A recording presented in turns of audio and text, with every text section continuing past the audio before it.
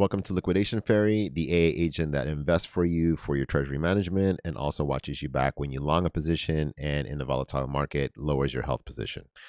So the problem we have nowadays is we have all these tokens that we want to invest in. A lot of people don't know how to. Even the Ethereum Foundation has been critiqued into not leveraging their position in DeFi. Big problem that we have is a lot of people have only EOAs and they don't want to give their private keys to an AI agent because you don't know what they're going to do. And so what we have here is a smart account or a one-on-one multi-sig that we can send funds to and delegate a certain amount of tokens for the AI agent to use. So our AI agent will then have delegation tokens where they can deposit and borrow on your behalf. So the AI agents will only take tokens in order to invest for you on a borrow lending dApp, and then borrow against that position. Let's say you want to long it and you want to buy more ETH, but you only have 1 ETH, so you can borrow USDC and buy even more ETH to long that position because you believe it'll go up. AI agent can theoretically do that for you. And then when you are longing your position and you are leveraging it, it'll watch your health factor to make sure that you're safe. If you're not looking safe, it'll pull tokens or pull whatever it has to get you up and running and bring your health factor to a much more healthier pace on there. So that's the quick overview of the diagram. What we have there is a whole bunch of folders here. We have the lending folder, which is basically a fork of Aave. We don't have access to a lot of testnet tokens to actually interact with, so we just basically deployed our own borrow lending dApp. Nothing special to it. It's just a straight fork. We've deposited some tokens, so this position has $2 million to fund the USDC for us to borrow off of it. Because we are using a smart account when we're not using Gnosis Safe, unfortunately, because they don't have it on Sonic Testnet, we basically had to create our own. So I have this going and I'll show you how we connect it the other way. But it's pretty much all this thing does. The smart account actually has the one-to-one multi-sig on here for the smart account. It allows for any signers, 3 or 4 or anything you want, and then also allows delegation on here. Because we don't want to give our AI agent our private keys, we have to deploy these multi-sigs ourselves. We have to set delegations ourselves. So that's what I'll be doing on the scripting side. But if on the scripts, you'll see that here on the package.json, I have a bunch of scripts to deposit. All this stuff for time has already been done previously, but just kind of showing you there. In the perfect world, we would have like a front end where you can connect your wallet and then sign off on it with the agent telling you what to do, but time wasn't our friend. In the EMV example for our agent here, this is the meat and potatoes of the project. You see that we have hard-coded lending pool address, tokens, the USDC, DAI, USDT, ETH, oracles. Those are all hard-coded things that are deployed on mainnet or on Sonic Network. These things that we will have are constants across for the chain. And this is what we deployed already. Those addresses are kind of already in the lending account that were deployed. If we looked at our deployed contracts, you can see there's a whole bunch there available. And so it'll be referencing those as it tries to do stuff. We built a bunch of custom actions in order to do so. So basically, let's go ahead and get it started. So we're just going to say, I agent want to invest my tokens and long them with this. And it's going to give us a response here. It needs to set up a smart account. I'll guide you through the process, right? And so we would have to basically run the scripts like yarn deploy on the smart account. It's going to deploy our one-of-one signer, give us an address, and then we'd put it on the ENV for it to connect.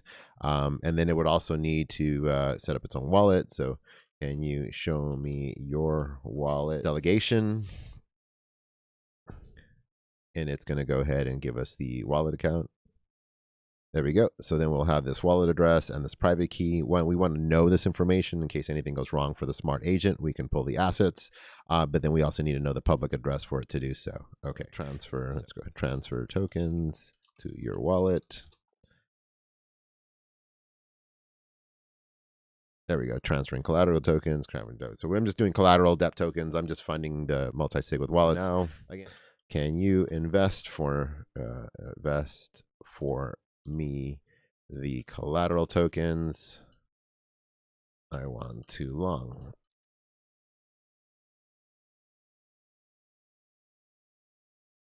And so, yeah, it's going to go ahead and deposit on behalf of our multi-sig address, which is here.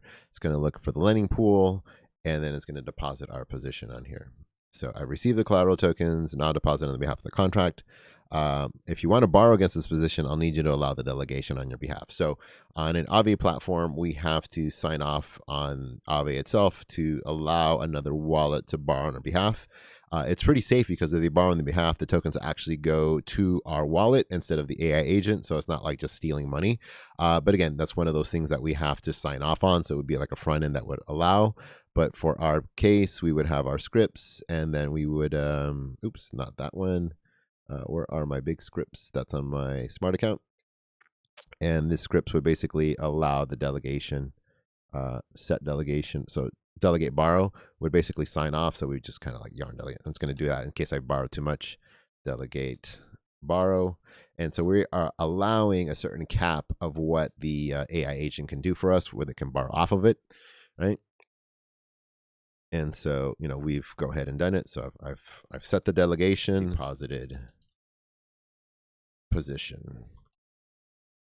And so theoretically, if it listens to it, it's going to say, okay, we have this deposited. It's going to borrow against it. It's basically calculating all the stuff. We're logging out all our actions to make sure I can borrow something. And now I have borrowed it. So I'm going to use impersonator here. This is how we can connect our wallet here. I'm using our address here on Blaze testnet. I have the local host running. I might have to reset this. Connect. And so we connected. So we see our health factor is 107. So it's pretty low on here. It's pretty dangerous. And so what we have is the AI agent monitoring our address. I have it for a little while, so I might pause, but like every 3 minutes. What is my health position? And it's going to look to see what our health is. So it is showing critical. So it's checking our health position 107. It's going to repay, right? It's kind of low because if it's a certain level that we want, it's no way. So it's going to attempt to repay the lending pool. And so now it is actually repaying the loan in our behalf on here. Again, I have set numbers and I have tokens ready to go for this, but now our health factor is 1.46.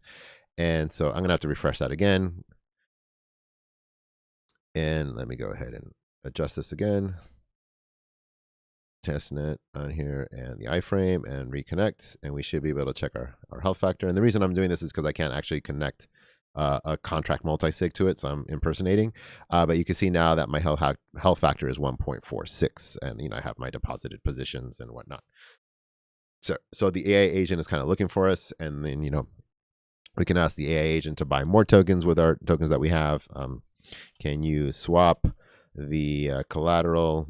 Or the DEP tokens or collateral tokens for more DEP tokens, and we have this little simple DEX in order to do so in the lending account. There was this DEX on here, so it's going to look at what we have, swapping these mock tokens for USDC, which are 6 decimals, and it's going to pop in there.